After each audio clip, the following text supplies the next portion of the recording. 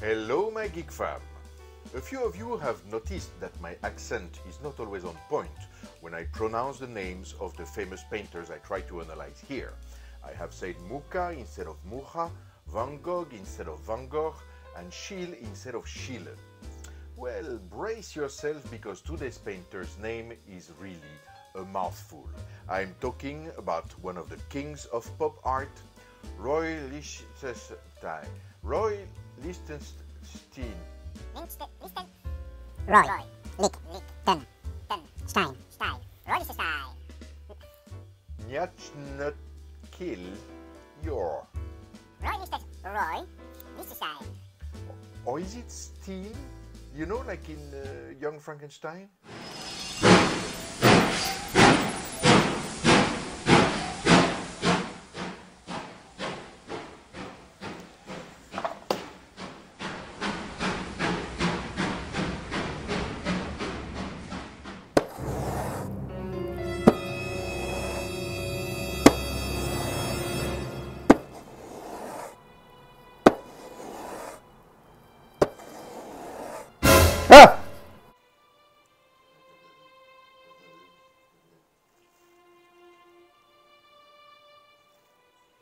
Mr. Lichtenstein? Lichtenstein.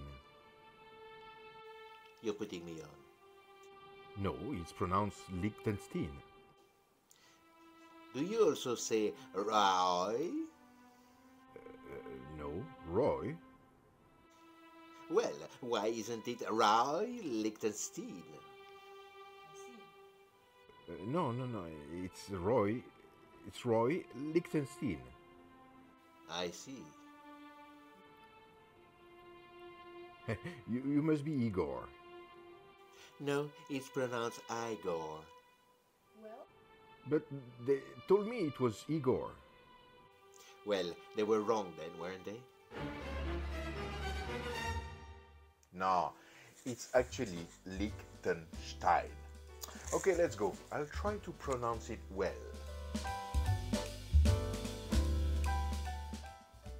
Hi guys, very happy to be back here. As you may know, I'm now trying to post more content for you. From now on, we will have a style study like this one every 15th of the month, and our new little show Musueum Mysteries on every 1st of the month, where I tell you about the crime, oddities and weird stuff surrounding the world of art. There will also be some out-of-schedule videos here and there with costuming, travels, model making, etc. So, subscribe, share, like and comment. And if you follow some of the advice I give here, don't hesitate to share it on social media with the hashtag NGFCPaint so I can see your work of art. Just like Lani Marie Paints, a great regular on this channel, who put her own twist on a self-portrait in the style of Egon Schiele, and offers gallery who followed the Van Gogh tutorial to make this very atmospheric painting. Great guys, I love it. Continue sending me your work. Let's cut straight to the chase and dive into the life and style of Roy Lichtenstein. Lichtenstein was born in 1923 in New York from a working-class German Jewish family. His childhood is pretty unremarkable, except for the fact that he developed a taste for drawing as a hobby. As a young man, he was also an avid jazz listener and was drawing portraits of the musicians during concerts. He studied fine art at the Ohio State University in two parts because he was drafted during World War II and became an art instructor after this. In 1951, he had his first solo exhibition with works somewhere between Cubism and Expressionism, but would still professionally do a lot of odd jobs, even as a window decorator. It is only after 1960, when he was back to teaching in the Rutgers University in New Jersey, that he started using images from comics and a way of painting akin to a quadrichromy printing press. Love, war, he was looking for any highly emotionally charged situation for his subjects, trying to comment on the consumerism of the time. For his exhibition in 1962, all his canvases were bought by influential people even before the show opened. Using thick outlines, bold colors and band-aid dots, we will see later that they are actually not printed dots, he was heavily criticized for simply reproducing bits and pieces of comics. The magazine Life even asked in 1964, "Is this the worst artist in the USA?" And it is true that most of the artwork from this time, 61 to 64, which are the works he's the most famous for, seems to be copies, even if they are not exact, of artworks published by DC Comics, cartoonists like Jack Kirby, Tony Abruzzo, who never received any credit for their influence. Lichtenstein said that his painting process, and mostly his intent as an artist, was transforming the original work into something original. As Bill Griffith mentioned, there is high art that can take low art, bringing it to high art context, appropriate it, and elevate it to something else. After a very successful foray into sculpture, he started reproducing masterpieces by Picasso, Mondrian, Cézanne, Van Gogh, and in his old style of geometric patterns and bold black lines. In his later years, his subjects and style varied much more, borrowing from Expressionism and still life paintings. He passed away in 1997 at the age of 72. I am sure you all want to focus on these comics panels and see how we can do something in this style. As you have understood, they were a bit controversial because some critics say that Lichtenstein was just copying some other artist's work. In our case, we of course don't want to copy somebody's art, so let's take a picture and transform it into a bit of pop art in 7 easy steps.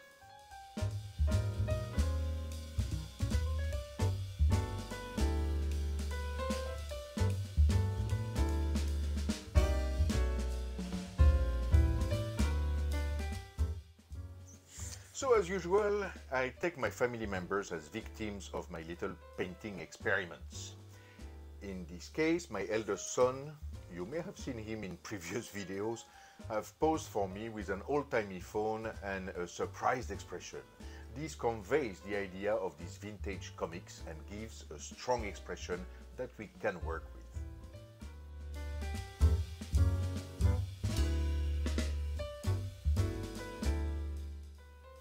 The idea is now to transform this picture into a comic-style panel.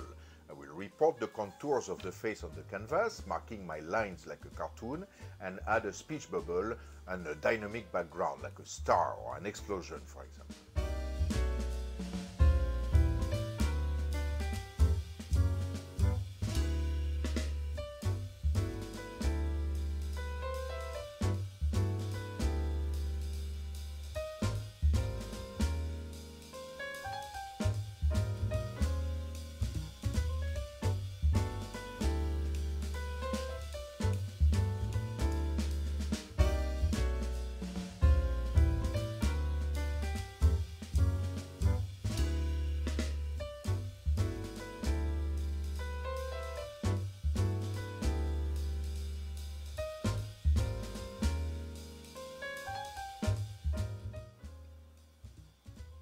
Now comes the hard part, the colors.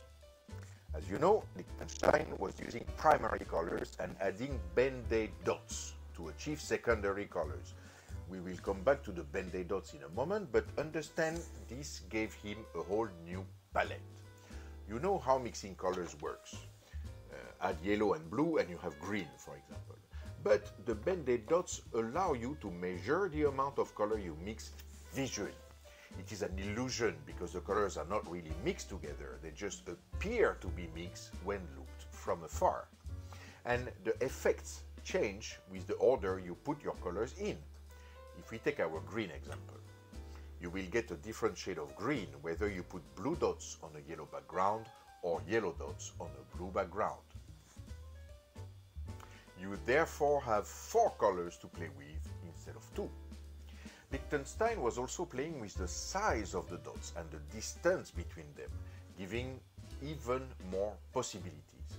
So plan carefully your painting, identifying the zones where you will have pure color, yellow, red, blue, white or black, and those where you will have a mix thanks to the band-aid dots.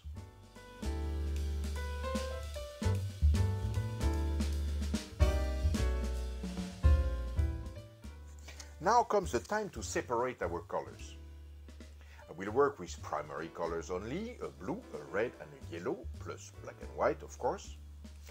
We can take these colors one by one and apply them as flat as possible. Try to have no visible brush strokes here. For the blue, for example, I will apply it wherever I want blue, obviously, but also where I will have the dark green kind of shade we saw earlier, and wherever I want purple, I will add red dots, or light blue, I will add white dots, or dark blue, I will add black dots, etc., etc. You can apply all these wherever your planning is indicating blue as a base color.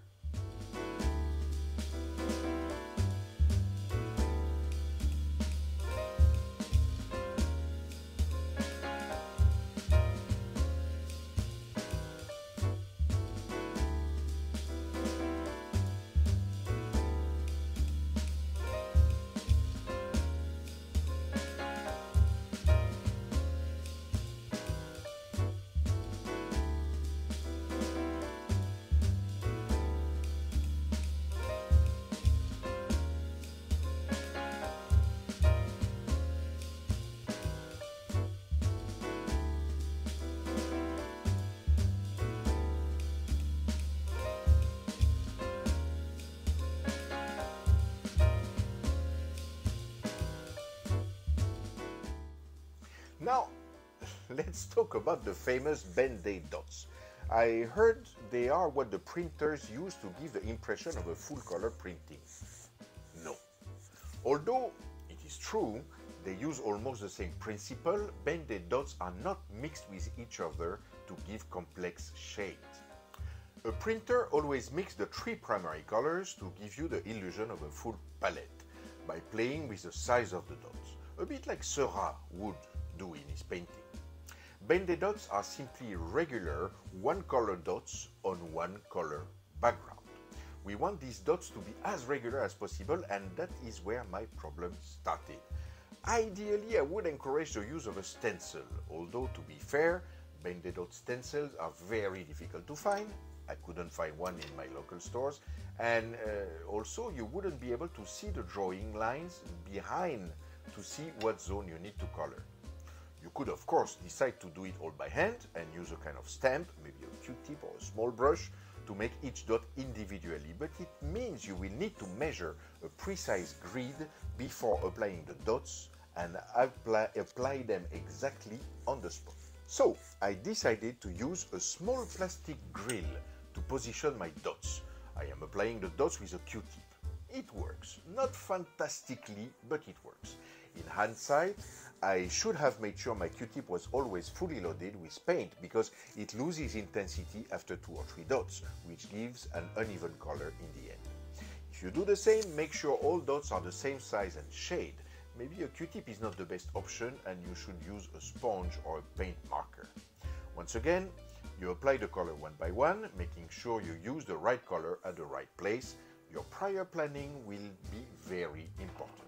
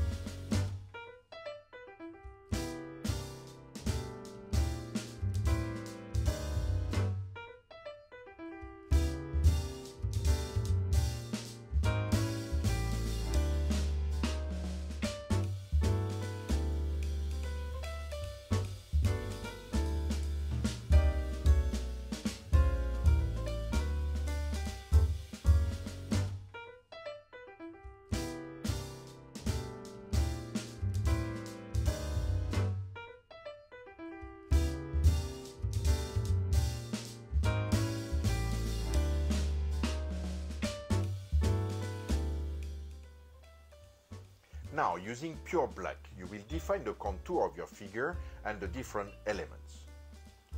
Remember that comic lines vary in width depending on the weight of the shadow they want to convey.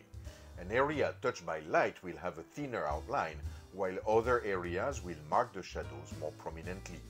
The line below the chin or behind the ears are very thick to include this shadow. I am using a Japanese brush for this as they are excellent at thickness control. Don't hesitate to do a bit of cross-hatching here and there to underline the soft shadows, like for example on the cheekbone.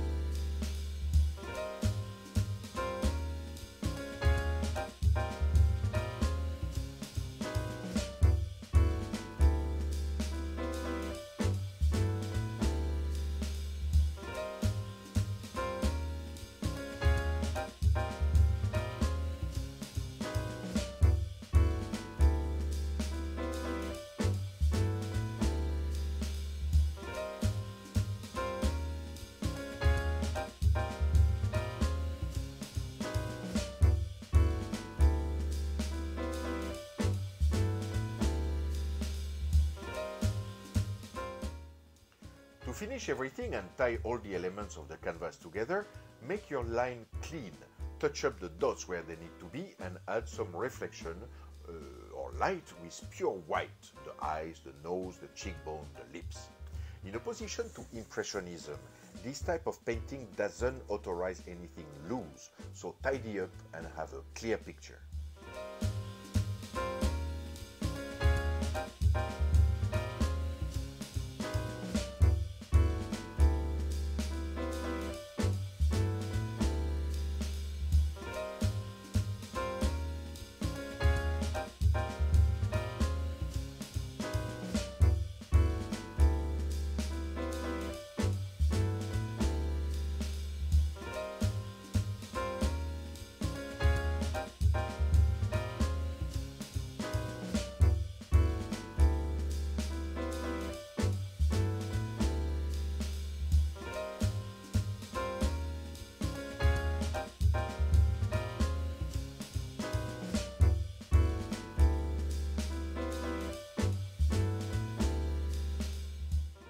And here we are. We have successfully made a Lichtenstein-inspired portrait.